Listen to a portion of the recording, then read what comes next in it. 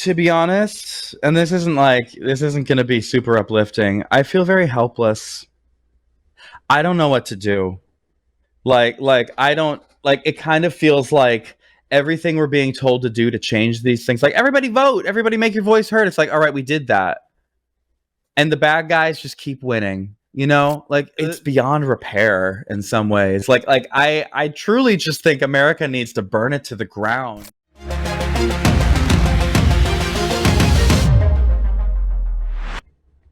Well, Cannonball Bash, Fort Lauderdale, is taking place October 26th through November 1st, this year, 2023. It will be celebrating its 4th year and is well on its way to becoming the largest bear, chub, and chaser event weekend in the entire United States. Queer-friendly fun events are never a scarcity. Exciting and engaging events are scheduled throughout the year, all over Florida and America. But nothing beats the Cannonball Bash. Between the sights and sounds of Miami, the beautiful beaches of Fort Lauderdale, and a host of other attractions, it will be a weekend you will never forget. This year's theme is a themed event called A Whole New World. Sounds very Disney-ish to me. We'll get into that. Part of the entertainment lineup is today's guest, Z Machine. And Z Machine is, and this comes right out of his site, which I love, is an American-born, globally raised, Berkeley-educated, lovable, queer, pop, rock, electronic, soul singer, songwriter, and musician. I love that. So welcome, Z Machine, and I get this right off the table. I understand you are unapologetically queer. I certainly try to be. I may have to apologize for a few other things later, but certainly not the queerness. That's right, not the queerness, and I imagine for quite a long time. As long as I can remember. Yeah. You know. Okay. Yeah. All right. Well, Z Machine is a performance artist, a singer, songwriter, as we said. Lots of music and inspirations. I have listened to so much of your music, especially in the lead up to meeting you. Tell us about how you got started in terms of music, much of the music that you've produced through the years. How did you get started? It's kind of, I'm trying to think of where to start. I sort of feel like it was the only thing I ever felt good at in a way. Not that actually sounds depressing. I think it was the only thing that I was good at that felt like it came naturally to me, or it kind of felt like it was one of the only things that kind of gave me just this pure, unadulterated joy. Like from an early age, I remember having perfect pitch, even though I didn't really know how to put a name to it. I was a really good mimic when I would hear songs on the radio just at, like 5 years old or something like that.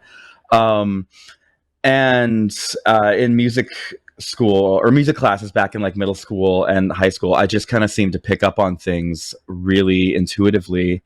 And without even having to, of course I practiced, but I could just kind of, it just came very naturally to me. And, it got to the point where I wanted to like try to find my own voice in that. I started out playing drums, and then I played bass, and I played guitar, and then but no matter what instrument I played in the band, I was always the singer because no one else could sing. And as time went on throughout high school, I graduated, and I ended up going to a couple different music schools. I graduated from Berkeley College of Music, not the Berkeley in California, which everyone kind of thinks. They're spelled differently. From then I played in a bunch of bands, and we did a lot of covers and stuff, but then I was sort of trying to find my own voice. I think I had a good grasp on songwriting and like pop music, and I just kind of knew like what was a good hook. I knew what lyrics felt correct. I felt like I knew how to fit my voice to certain songs, and I don't know, over the last few years I've been really happy to see the progress with like the things I've been writing, the sounds I've been developing. It's a very, I think relatable, yet still pretty unique pop sound that I think I go for. I feel like I've developed a good performance style. I'm really excited to be performing at Cannonball. I having been last year, I think the stage that they have there is a really good venue to be bringing this type of energy, and I really love what this event stands for. So, I'm curious in terms of your representation. Music mhm, can be an odd fit for a queer mhm, personality, because we seem to gravitate toward pop and mhm, Broadway, certainly Hollywood music, rock, and rougher edges of music. Sometimes we don't represent as well or as frequently. mhm. I've read many articles that talk about the kind of toxic edge that the rock genre does. Where do you fit in this? You feel, and much of what I watched from you in video, you feel this harder, rougher edge. Is that very queer popular, or what? Oh, so sorry. No, I was just going to you say, know, where it, do you fit in on all of that? it's interesting you mentioned that, because it's like, yeah, I find that a lot of queer people, usually, queer men, they tend to grow up kind of with more of like a pop sensibility, or like, kind of gravitating towards, maybe things that maybe weren't as, I don't want to say manly, but, kind of, masculine in that sense. And the weird thing is, it's like, I certainly had that phase, and I'm probably going through that right now. But like throughout high school and a lot of that stuff, most of what I listened to was like classic rock and guitar players. I feel like there was just something about seeing someone like Freddie Mercury, or like Robert Plant, or like Roger Daltrey of like the Who, where they were just like on top of the world, and they seemed like very powerful in a way that, like, I think going through high school I felt like I didn't. And so I think I saw, or even just like a Jimi Hendrix type of person, where it was just like everyone just like with one note they could just, have like a crowd of thousands at their feet, and there was just something very alluring about that to me. um so I very much grew up playing in like rock bands and playing rock music. I do feel like my music these days does have a lot more of a pop vibe, sonic vibe to it, but I do try to incorporate some of my kind of rock roots to it. Like I'm quite a good guitar. I mostly sing, but I am quite a good guitar player. Like in a way that I don't really. The style I play is that which I don't really hear in a lot of queer pop artists. So I try to honor that and incorporate that into a lot of the pop music I do. So like, sure, it'll be like, it'll be like a dance song. Um, but I'll add like a searing, like shredding solo over it or something like that. And Uh-huh. I've tried to sort of make that my vibe. Unfortunately, it is a little hard to travel with a guitar for some of these gigs, so I don't know if I'll Yeah. be doing that at Yeah. Cannonball. Z, um, I'm curious. mhm, Some of those names that you dropped in that mhm, were inspirations. mhm, You're talking about your days in high school, yeah. and your love of this rock space. Being queer and Mhm. who you were in high school, was it lonely, or were there many gay and queer people around you that had these same kind of interests, or did you feel like you were all out there by yourself? It was a weird experience, because I don't know if how much I mentioned this in my bio, that like you had read before, or how much I talk about this online, but I actually grew up overseas, in Beijing for like 9 years. Oh, Um, so that kind of made for a weird coming of age experience for someone like me. Um, I feel like I kind of came to terms with my queerness a little later than most people did. It's not, I mean, when I did, the floodgates were open, don't get me wrong, but I spent a lot of time like not really acknowledging uh, the sexual or like the queer parts of me, not because I didn't want to, but just because there wasn't really queer culture around me. The high school I was at was this very diverse melting pot of people, and like there's just different cultures from around the world just all kind of in one place. I didn't really it wasn't really something that was just present for me. I just didn't have the terminology for it. I didn't really have the representation for it, and I just didn't really have the time for it either. So I spent a lot of time just kind of I practiced a lot. I performed a lot. school kept me busy and kicked my ass a lot. And then it wasn't until sort of my last year or so of high school that it started to kind of dawn on me or become a little more undeniable. The queer side of me. But even though then I didn't really have the terminology for it. But I do remember a very specific moment in high school. I think I was maybe like 17 or so, where I just remember, it's funny. I remember the specific moment. I was listening to Peter Gabriel's So album, that song "Don't Give Up" with Kate Bush, and I think I was like floating in like a pool somewhere and like crying and just being like, "This is who I am." Like it's like I don't need to fight this. Like this is the only person giving me a hard time about this is me.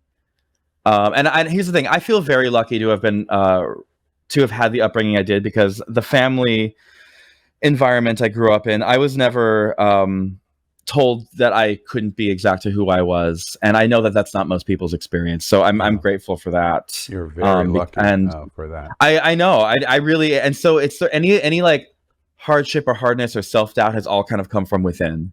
Yeah. And so I empathize and like do my best to try to at least with other people's queer experiences, or at least maybe be an example of what queer joy or happiness can be like, because because that is possible, and I'm glad that I didn't have to go through a lot of that. Yeah. Sorry. Well, I was just going to say, you mentioned him first. I can't get Freddie Mercury out of my head as I'm talking to you and thinking about if Freddie Mercury was sitting as the third with us and talking about the story that you just told and how that might be different for him in Britain when he was in high school, and the awkwardness that I've read and watched him talk about so much. I'm curious about the interaction of queer in the music space and the experience, especially in the rock genres that you're talking about. Does it make any difference, do you think, in your experience of how queer presentation, somebody like you that is the queer performance artist in rock or music and whatever you do, does it make any difference whether you're queer in music and music industry versus not being queer? Do you think broadly it makes any difference? I think it does. I've gone through a lot of different mindsets on this. I think it's it would be great to just say like it doesn't matter, like it shouldn't matter, but that would be a wonderful utopian world we don't live in. I do feel like while I do feel like it's everyone's own journey to come out when they do. I feel like hiding your queerness for marketability is not good. I also think feigning queerness for marketability is bad in its own way. I'm trying to think of how to approach this, because I've gone through so many different like mindsets about my queerness with music, because I've reached a point where it's sort of like I don't really care anymore. Like, I'm never gonna like hide it. At the same time, I'm just doing me at this point, and it just happens to be queer as hell. And people seem to connect with that because I think it's very genuine, and I think the music I put out there it talks about things that a lot of queer people can relate to without, or at least I'd like to think they can relate to without it feeling like trite or try hard.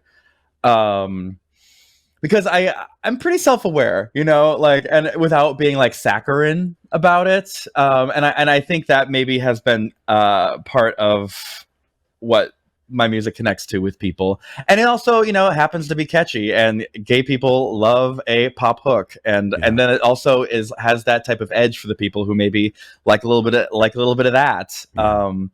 I do feel, I feel like sometimes there can be a little bit of an echo chamber in like the queer music scene sometimes, and I feel like sometimes it maybe can be a little hard to break out of that. And I don't think there's anything wrong with like us supporting each other. I feel like there are some times where it would be nice. It's like, okay, well, I got on the the gay New Music Friday, and it's like, but there's not many gay people on just the regular all encompassing genre New Music Friday playlist, you know. So it's but at the end of the day, I've been through so many different mindsets of that I've reached a point where I'm like, you know what, it doesn't really matter as much as I think it does. If people have an issue with my queerness, I really don't give a. I don't know if we can swear on this, but you know, say I really don't give a. I don't give a hoot or a fuck. Right. I'm curious. I'm curious, in terms of how some people kind of appropriate either I'm cozying up to, or perhaps even a made up queerness that you started in that answer. Were you thinking about any particular person or persons? I was, but I also don't really know if I want to like get into name dropping. But I just think, you know, it's a weird time where, like, you know, it is both dangerous to be openly queer, yet also it's never been more popular. Like I feel as though we are in an era where a lot of people who may not be queer like to toy with queer aesthetics while also being like coy about their own sexuality because they like to keep it ambiguous. Because the thing, like, queer people are the coolest ones, and so I totally understand why they would want to, you know, act that kind of way. But it gets a little irritating when I hear people tease it or like bait us with that, and then when they are asked about their sexuality, they shy away from it. Because the thing is, it's like I feel like the majority of actually queer artists I know who present queer or sing about that experience, or, you know, make that a big part of their art, are not generally shying away from it when they're asked about it. Because it honestly, it's more, and I feel like if they do shy away from it, I'm immediately like, they're not gay. Because I feel as though I'm not saying all of them, but I feel like most intelligent queer artists, and there of which there are many, know how important representation is, and are leaning into that. And so the authenticity of that representation. I just want to give you one more opportunity, because I think it's a very topical subject. Anybody this year that flirts with that, the baiting that you talked about, that just really aggravated the crap out of you? Anybody that we can talk about? We'll talk about what they did. I've never been asked to like dish tea on like or shadiness in a public forum like this, so I'm kind of wondering if like maybe I should just like let that go. I don't want to name it. There's a viral song going around that is very on like TikTok, that is very explicitly singing about like gay sex in a genre that is not typically queer. And there was an interview recently where they were like, I don't know, I could be gay. It doesn't really matter. And I'm just like, if you're just straight, just say it. Like, I feel like I would respect you more if you did that, you know? And why does that aggravate you? I know exactly the song you're talking about. And I'll respect your point, but why does that aggravate you? I'm sure everyone does. Because they're talking about it like we're in this kind of kumbaya type of environment where like representation, your sexuality, it shouldn't matter. And it's like, it shouldn't have to matter, but it does. And until that day comes, it's like, with you singing about the stuff you're singing about, why are you suddenly being coy about your sexuality? Also, it's because this person, assuming they are not queer, they get all the marketability and benefits of presenting queer, because every song that they do that's singing about this stuff blows up, and every song that they release that might be about something else doesn't really seem to hit the same way, or doesn't seem to really go viral. Wow, so they get all the benefits of queerness. They get all the benefits of the queerness with the safety of not actually being queer. Yeah. And so that's a little bit like, all right, well, we have trans people being murdered for far less. So I don't know. I feel like just as an example, not even saying this person specifically. If there was a straight person who was, playing gay or visibly benefiting off of queer aesthetics or messaging or pretending or just straight up pretending to be gay, I feel like if there was something where they were giving back to that community, or maybe what if if they were on tour, if they had like a trans opener or something like that, I feel like that I would see it a little differently. Maybe I feel like right now it just kind of seems like I am going to play this part. And here's the thing: at the end of the day, I don't think it's like overtly evil. I think there are bigger issues in the world, and I would love to live in a world where sexuality like this doesn't matter. But here's the thing: it does. It straight up does, and I feel like yeah. See, I just have to say to you, it's very interesting that you wander into this observation. This got so deep. I wasn't expecting. Right, and the reason it is, first off, that artist and the song, I'm pretty sure I know of who you're talking about. We talked about it on our talk show. It's Happening Out, and we got into the conversation. Wait, is this guy gay? Well, we're not quite sure. And example.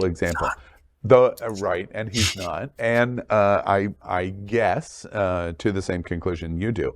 But what's interesting to me is I am many years older than you. 25 years ago, if an artist had a song like this that teased sexuality of being gay with explicit lyrics in the way that our community would have been thrilled just because of the representation. Today, you express, I'm not outraged, but it aggravates me. Yeah, I know. Yeah, I have, I definitely have thoughts on that, and that kind of spill over into a lot of things, even outside of music, where it's just like, I like the fact is, the conversation has shifted, and I think for the better. Like I also, I've noticed this in, I'm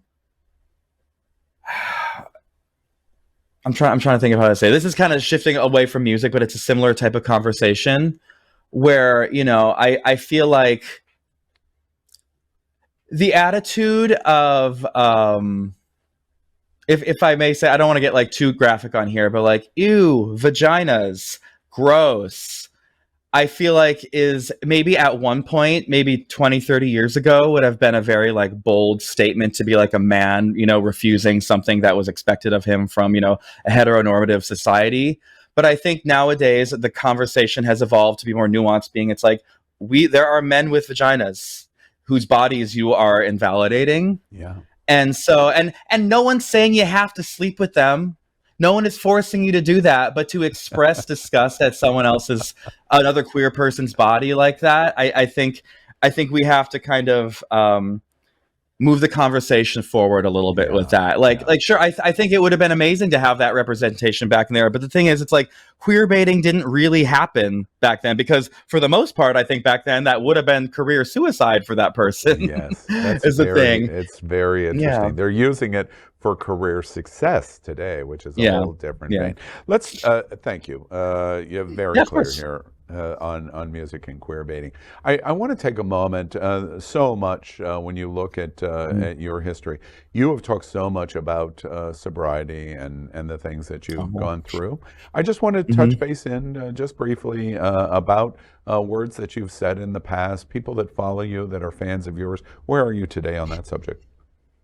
I'm pretty open about, I feel like I'm pretty open about, my recovery journey. That's been something that's been a part of my life for going on 8 years now, but that doesn't mean I have 8 years of sobriety, because, I haven't, my journey has not been perfect. I feel like most of the music I wrote in the first half of my discography is like about or alluding to recovery.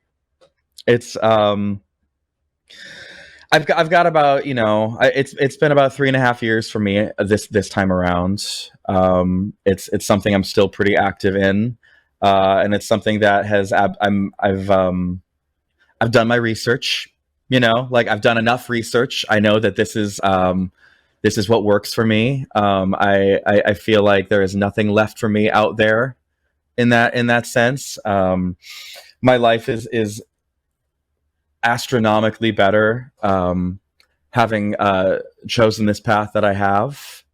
And if any, you know, if there's anyone else out there who is listening to this or listening to me and feels like they may be on the precipice of something that they may not be have as much control over as they thought they did, that they are absolutely not alone.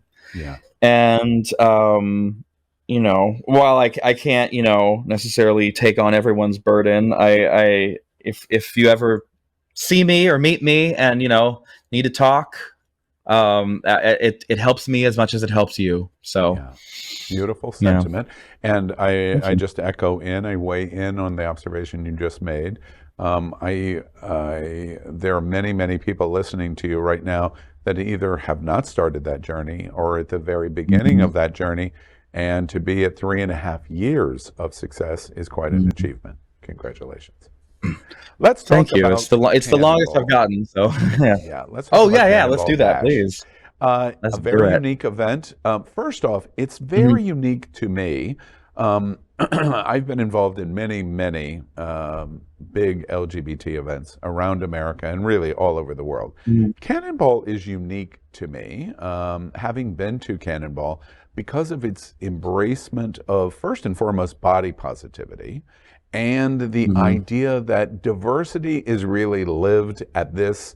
If we're going to call it a circuit party or a circuit event, it really isn't. But if we were going to call it that, so viewers understand what Cannonball Bash is all about, a full giant hotel buyout and all kinds of parties and events and fun things to do. It's different in that it's not the Andrew Christian bathing suits on the beach, although you can wear Andrew Christian bathing suits. Sure can. It's a representation if they go up to that of size. everything. Very unique event. Tell us first why a singer like Z Machine, we'll talk about your event in a moment, but why would you be attracted to an event like Cannonball Bash? I've for a lot of, you know, personal reasons in my life, I find I'm very passionate about advocating for body neutrality, as it would be. I almost I'm thinking like this is just based on stuff I've heard from people, like the term body positivity. I am all for that, but I almost feel like the idea of neutrality, like honestly, like everyone, we're just treating you like you have a body, you're a person with a body, is very much like that. And this is an environment where it's like everyone is safe, everyone is welcome, everyone is loved. I went last year. I had so much fun. Everyone there is gorgeous. I feel like just about everyone is having a great time. I did perform there last year, but it was at the banquet hall during the I like an indoor stage. This year I'll be performing outdoor at the pool party, and I feel like the music is going to translate really well. I feel like I just knowing my my listenership, I feel like is very represented by the constituents. It's not like a district. By the people who are at Cannonball, I know have been very supportive of my music, and I try to be equally supportive back to them. And you know, I've had videos that have featured just like all only plus size members. Where the directive was just send in a video of you. I only want like plus size people of any shape, size, gender, whatever. Just having fun to this song, and together, I don't know. I feel like that it's a representation where it like, where I didn't even really want to be in the video. I just wanted to highlight that because I feel like so often in music that is not represented, or if it is, it's very like tokenized. And I don't know. I find so much joy and love and support from like the Bear and like Chub community, and I enjoy them right back. So I don't know. I just it's such I a good time. appreciate So you I'm really using a excited for that. phrase I can't remember Mhm. hearing before, but I want to Mhm. piggyback on it about body neutrality. Um, Mhm. that is a phrase that you don't hear in the LGBT community, especially gay men. It's Mhm. interesting to me that I think one of the reasons that Cannonball resonates so much for us here in South Florida and around the world, the people that are coming in from all over the world for this event, is that it is an Mhm. attempt to say, let's fight the nature of what gay men may have historically been stereotyped as one Mhm. body image, and that's it. Mhm. And that's really not true, is Yeah. it? Mhm. It's just Well, I mean, it is for me. Yeah. No, yeah. No, it absolutely is. It, body image in the gay community is it's weird. I unsubscribe from it so hard, or I try personally to unsubscribe. I feel like it's impossible to completely remove yourself from it because you're just inundated it with all the time. We all have our own issues. Um, but like I personally am so repulsed by that part of the culture that I feel like I've done a pretty good job as of late to tune that out. But it's events like these that I feel like just offer such a breath of fresh air and an alternative. And I mean, unfortunately, the reality of most of the queer community is that people of size are very othered or and judged, or have a lot of, again, not all but many have been told that they are less than or wrong or need to change because of that. And I feel like an event like this is just uh, a complete shift from that, or it's I mean, in some cases, it's even encouraged. But at any rate, it's just it's welcome to just come as you are, be as you are, because everyone's fucking sexy there. Yeah, So, it's a mhm. lovely observation you make. Yeah. Let's talk about your event specifically. Of course, to Mhm. America and our international audience that we're talking to, this is Halloween weekend, and South Florida is a pretty darn good place for LGBT to be for Halloween weekend. Of course, Halloween night is Wicked Manners. There will be approximately 25,000 people on Wilton Drive, which we affectionately say is the gayest place on planet Earth. And we argue with our brothers and Ah. sisters and non-binary in West Hollywood and Provincetown and Palm Springs. Mhm. No, no, no. It's here, the gayest place on planet Earth. And Yep. so Halloween weekend is a great time to be here, which is when Cannonball Bash is going on. So you're going to Mhm. host and perform at this event called the Costume Concert Jam. It's October 28th, 10 p.m. to 2 a.m., an outdoor event, big pool event at the Westin Fort Lauderdale. Tell us about what you're going to be doing and what we have to look forward to. Well, I think I may just be learning that I'm hosting. I don't think I am. We'll negotiate that, I guess. Yeah, okay, fine. Maybe that'll be a fun surprise for everybody. You're I performing also with Nakia from The Voice. Nakia, yeah. Nakia, I've thank actually you. met him a few times. He's such a lovely guy. I'm very excited to be performing there. I think it's like 20 minute to a half hour set, but I'm gonna make sure it's like all killer, no filler.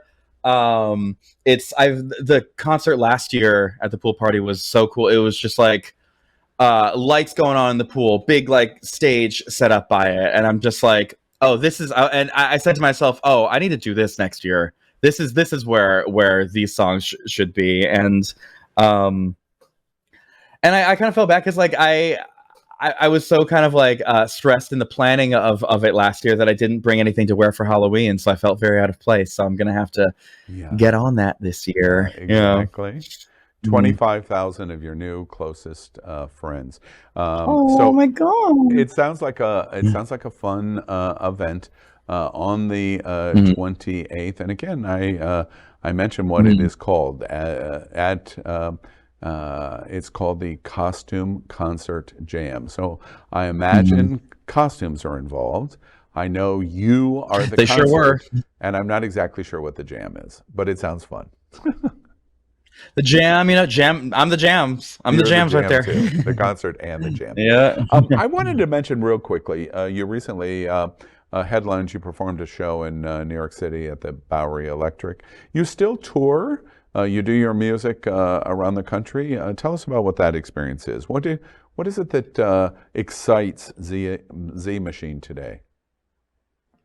I mean, I don't know that I would call it a organized tour per se. I've been very blessed over the past few months and upcoming months to be booked for a number of shows or Pride events out of town. I love traveling to perform, honestly. It's really nice. Like I like getting out of LA whenever I can. But it's just because I'm finally getting to that point in my career, so to speak, where there are people who are not just local that my mom told about my music who are discovering me, and it's really nice to be able to connect with those people. And like I showed up to these shows, like I did like Sacramento Pride, and I did this one in New York, and at both of them people showed up like wearing my merch, which is like a new thing, a very new thing for me. It's just honestly, it's getting to see the people there, and I do feel like performing live is where I feel like I'm at my greatest strength. I feel like I put on a very good show, and I want to be able to connect with the people who have connected with me face to face. And so I've got a couple more prides coming up, as well as Cannonball. I'm doing Phoenix, but that's been announced. I think there's doing one more, and I don't know that they've announced the lineup for that one yet. But I'm really looking forward to all of these. Yeah. And the new music that's coming out later this year that I'm going to get to perform there. Yeah, excellent. I want to talk a moment about politics. Oh boy, the politics of music. When I was researching and looking at your career, I came across something that was super fascinating to me. You may not be aware, but I worked for RuPaul's Drag Race for 7 years, doing the I did not know cruise that. and the drag event. Travel, etc., for RuPaul's Drag Race and the Queens. You had a 2018 song that instantly jumped off the page at me called Brain Chemistry. And in it, you begin by a sampling of RuPaul. And of course, I knew the instant I heard it in the first sentence where it was from and what it was. And it was RuPaul's first major national television debut interview on Arsenio Hall. Now, most of our audience barely even knows who Arsenio Hall is today. 30 years ago, this month was that interview. And RuPaul didn't know that. Arsenio Hall, and RuPaul said in that interview of Arsenio talking about the embracement of queer culture. He talked about queer culture. He showed a picture of a film that he was in drag, and talking about this new phenomenon that RuPaul represented in 1993. And he asked her why. And she said, quote, "The pendulum has swung so far to the right that it's going to come crashing back to the left." And she was referring to the Reagan years and his response to AIDS and how conservative right America has. You sampled her entire phrase from Arsenio Hall for that song, Brain Chemistry. Why did you do that? Given the content of that particular song, which I'll be honest, looking back on that, I'm very proud of that EP. That was the title track of the EP. That's not a song I would probably write today. I'm glad I did. It's just, it was kind of like, this is my first thing I'm putting out. I want to be like as like balls to the wall, queer, political, outspoken as I can be. And that's not to say I don't want to be outspoken and political, but it was a lot at once, But I had this song where it was referencing It was referencing Stonewall. It was I was talking about the shit going on in Russia. I made a reference to Laramie, where Matthew Shepard was murdered. It was about, there was references to Trump. It was very charged, and I had this intro with this beat, and I just felt like something needs to be over here. Some little Easter egg needs to go here. And actually, I almost wanted to put little clips of Harvey Milk's little speech as well. But to be honest, the only reason I didn't do that was because it was too long, and there was like music playing underneath it that wouldn't have fit with the song. And honestly, that would have been a step too far. I think that would I've been like, so I think I kept it simple. And I recorded this in 2017. Trump had just been inaugurated. And it felt like, well, I feel like it came crashing back to the right. so if, particularly timely, history was repeating itself again. And also Drag Race was just like doing was on the up and up and up and up. And it kind of felt like this was a nice harkening back to like early, like the RuPaul that really like first made like Supermodel of the World RuPaul. And it just fits so right. It fit really nicely right in that spot. And then it goes right and launches right into the song, and I don't know, that just clicked. Also, I was wondering how legal that was. I don't know. I haven't been sued yet, or I haven't cleared that with whatever channel Arsenio Hall aired out in 1993. I don't know. Come at me. I guess once I'm famous enough, they will. One of the things that I point out that's interesting is a lot of people, it brings back attention to that moment 30 years ago. She had come out with Supermodel in the World, and it was just tearing everything up. But she had no second song. And when she did Arsenio Hall, he even asked her about it. You going to do anything else? Yeah, we're working on a song. And she mentions the song, which absolutely went nowhere. But it's interesting to me, she was at peak, and arguably the biggest number that she ever did was the first number she ever did, and she had no second follow-up. And you pull it out all those years later in 2018 as a protest song about what her point was of the pendulum swing, giving examples of it. It gives me the opportunity to intersect music and what you did there and what we're watching today. We would dream to go back to 2017. We would dream to go back to 1993. Well, I don't know about 2017, but I would certainly dream to go back to maybe 2009. if we're gonna, I mean, truthfully, there's never been a year that was just like everything's good. Things have always sucked. It was really just kind of how secure we felt. I feel like we kind of had a bit of a liberal, rose-colored lens over our eyes in the first term of the Obama administration. The reality is that things have always been, not amazing for queer people. But I do feel like they are particularly charged and dangerous right now. Yeah. So if we're going to go back, we'll go back February 17, 2009. That wasn't so bad. I'll go back to February. I personally felt pretty good. I feel like, the politics still burning through you like what you did there in 17 and 18. You're watching what's going on here in Florida. There's some pockets in California that's just as crazy as we are. What do you think about from your standpoint as an artist and what you're watching? Any thoughts about the politics of America?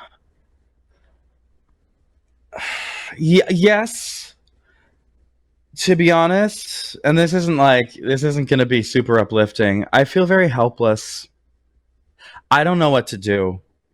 It kind of feels like everything we're being told to do to change these things, like everybody vote, everybody make your voice heard. It's like, all right, we did that, and the bad guys just keep winning. Unfortunately.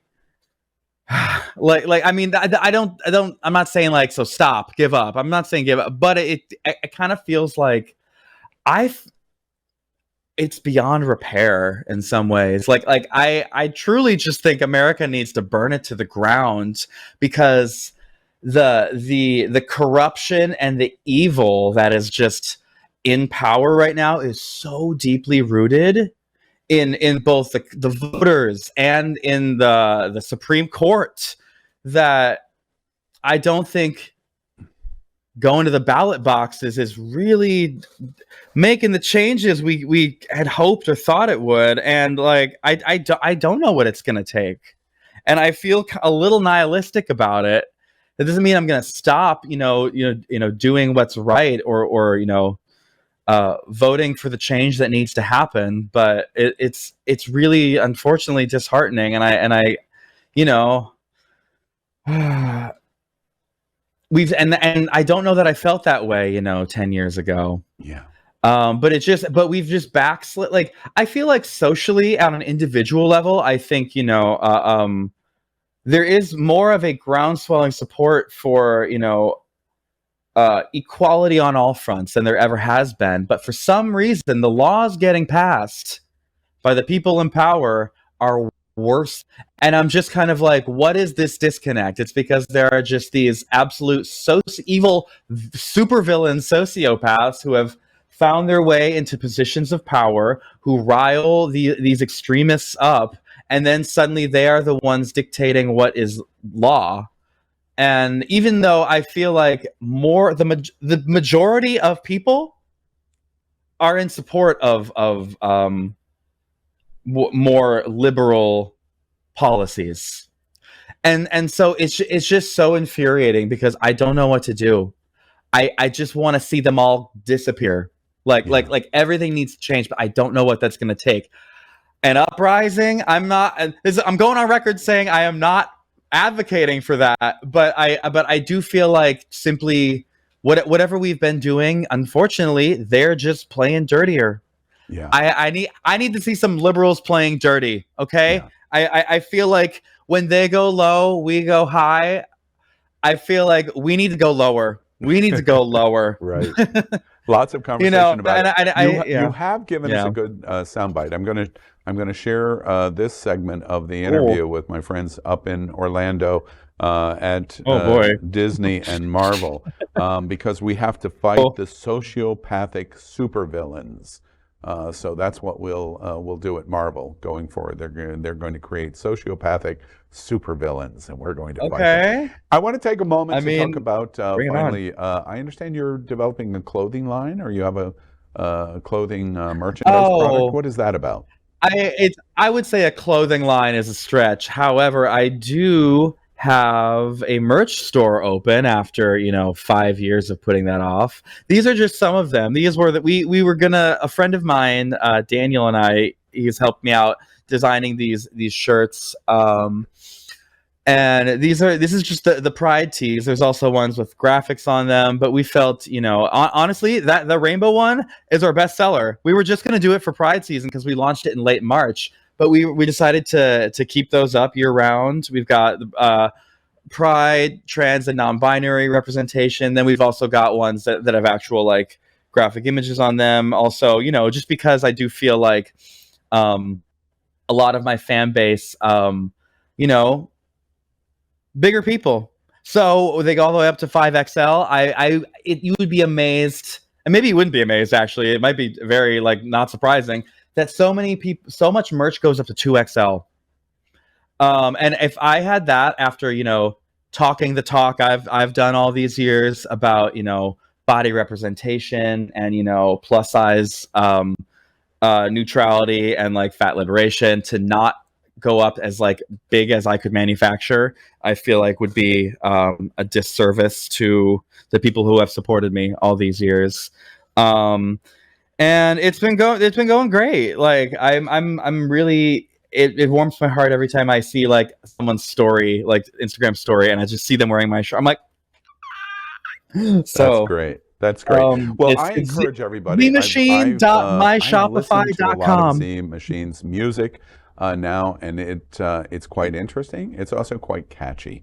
And go to Oh, his social media. He's everywhere, any of the social media platforms for Z Machine. We also you know it, baby. suggest that you go to a website, zmachine.myshopify.com, and there's lots of information there.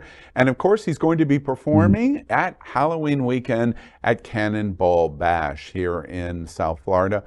Major Mm. event, about 1,800 are expected for the Wow. event. And you can check out all of the details on that at cannonballbash.com. Z Machine, what a pleasure meeting you. You are super interesting. I've enjoyed this, and I can't wait Thank to you so meet you when much. you come to Cannonball here in South Florida. And Z Machine, Can't wait. thank you so much for joining us on Thank Unapologetically you. Queer.